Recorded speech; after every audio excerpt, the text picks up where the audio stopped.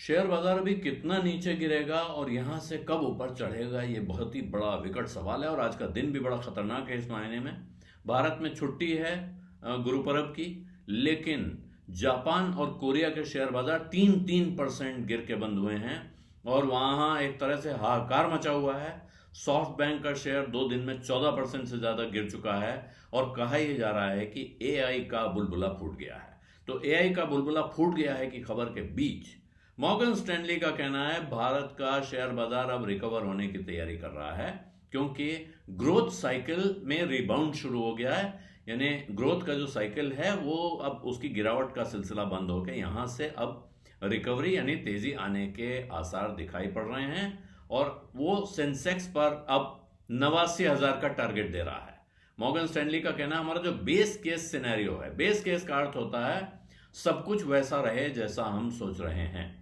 तो फिर जून 2026 तक सेंसेक्स 2026 के जून तक सेंसेक्स 89,000 पे पहुंच जाएगा।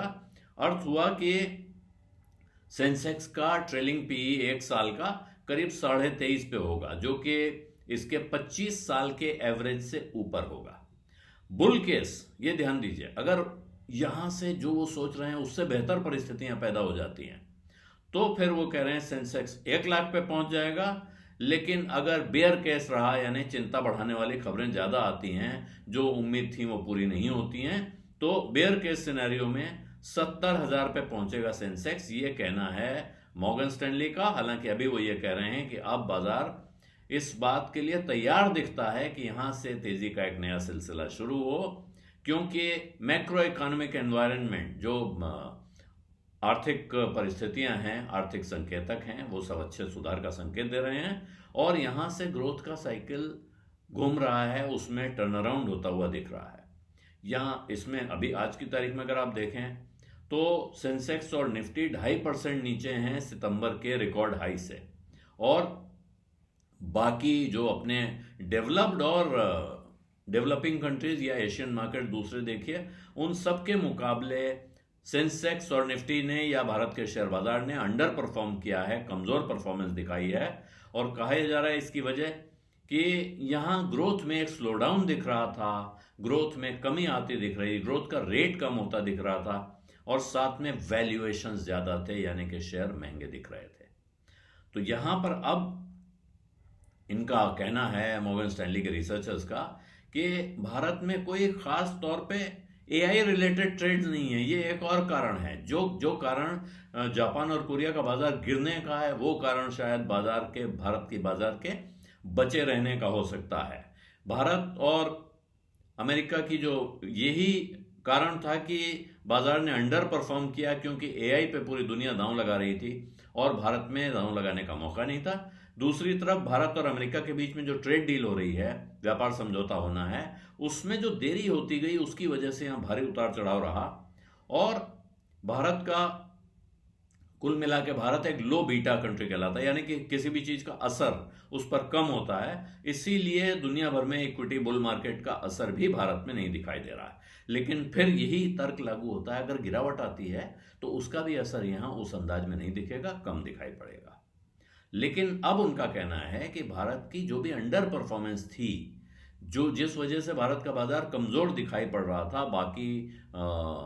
बड़े यानी कि विकसित देशों के मुकाबले, या अपने जो उसके साथी हैं, जो कॉम्पिटिटर्स हैं, पियर्स हैं, एशियन कंट्रीज या डेवलपिंग कंट्रीज, इमर्जिंग मार्केट जिन्हें कहते हैं, उन सब के मुकाबले, तो वो सारी परिस्थितियां अब उलट रही हैं और इसकी वजह से अब भारत एक ग्रोथ सरप्राइज के लिए, पॉजिटिव ग्रोथ सरप्राइज के लिए तैयार दिखाई पड़ रहा है। उसका स्टेज बिल्कुल तैयार है, यानी कि यहां से अब चौंका देने वाली तेजी भारत के बाजार में आ सकती है। उनका कहना है कि भारत का ग्रोथ साइकिल अब तेज होने के आसार दिख रहे हैं और उसका कारण कि मॉनेटरी और फिस्कल मेजर्स, यानी कि जो भारत सरकार की तरफ से, वित्त मंत्रालय की तरफ से और रिजर्व बैंक की तरफ से कदम उठाए जा रहे हैं, उनका तालमेल, जिसमें रिपो रेट, सीआरआर का कट शामिल है, बैंकों का डीरेगुलेशन शामिल है, लिक्विडिटी डालना शामिल है बैंकिंग सिस्टम में, और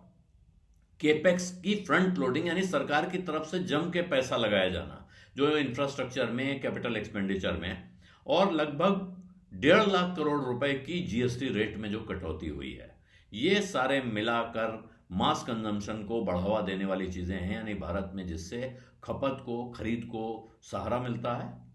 और अब चीन के साथ जिस तरह से रिश्तों में एक सामान्य की तरफ रिश्ते बढ़ रहे हैं, वो चाइना की तरफ से जो कष्ट है, चाइना में अंदर जो कष्ट है, और चाइना के साथ भारत के रिश्ते सुधरते हुए दिख रहे हैं, इसकी वजह से ऐसा लगता है कि यहां से परिस्थितियां सुधर रही हैं। और दूसरी तरफ से भारत अमेरिका की ट्रेड डील जैसे हो जाएगी, उससे फिर सेंटिमेंट में एक जोरदार उछाल मिल सकता है। और इसीलिए कोरोना के बाद से भारत जिस तरह के एक हॉकिश सेटअप में था, वो अब खत्म होता दिख रहा है। यानी कि भारत अब थोड़ा रिलैक्स मोड में, भारत के नीति नियंता, जो लोग नीतियां बनाते हैं, वो वित्त मंत्रालय के लोग हों या रिजर्व बैंक के लोग हों, वो अब थोड़ा रिलैक्स होकर आराम के साथ खेल सकते हैं, ये कहा जा सकता है। और इसीलिए अब जो वैल्यूएशंस हैं भारत के, वो भी सुधरे हुए दिख रहे हैं कंपैरेटिवली। और अब ऐसा लगता है कि वहां से अक्टूबर के महीने में वो अपने उस जगह पहुंच चुके हैं जहां से अब रास्ता नीचे की तरफ नहीं, ऊपर की तरफ जाता है। और इसीलिए वो कह रहे हैं कि जिस तरह के जो स्ट्रक्चरल सुधार हुए हैं भारत की इकोनॉमी में, जैसे तेल का कंट्रीब्यूशन जो है जीडीपी में, वो कम हो रहा है, एक्सपोर्ट में भारत की हिस्सेदारी बढ़ रही है, और फिस्कल कंसोलिडेशन है, जिसकी वजह से जो बचत का इम्बैलेंस था वो खत्म हो रहा है। तो ये महंगाई के मोर्चे पे जो असमंजस था, या कहिए कि अप्रत्याशित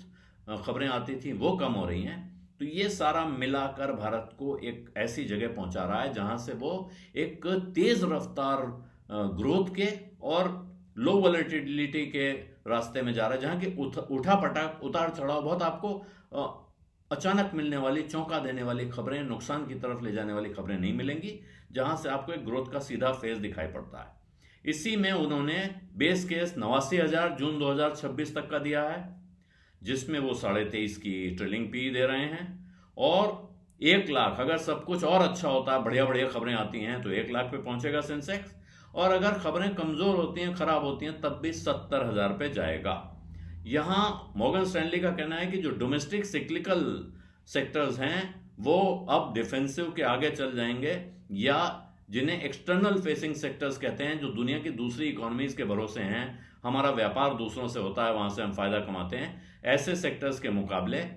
वो ज्यादा चलेगा जो भारत में जिनका कंजम्पशन होता है, डोमेस्टिक फेसिंग सिक्लिकल्स हैं, जैसे कंज्यूमर डिस्क्रिशनरी है, फाइनेंशियल्स है, इंडस्ट्रियल्स हैं। और वो अब एनर्जी, मटेरियल्स, यूटिलिटीज, इन पर जरा अब अंडरवेट हो गए हैं, हेल्थ केयर पर भी। और उनका मानना है कि अब बाजार एक दूसरी तरफ जा रहा है, जहां स्टॉक सिलेक्शन, यानी कि आप चुनते रहेंगे, उसके मुकाबले मैक्रोज पे ज्यादा जोर होगा कि इकोनॉमी किस तरफ जा रही है। बीज अड्डा में आज इतना ही, अब इजाजत दीजिए। धन्यवाद, नमस्कार।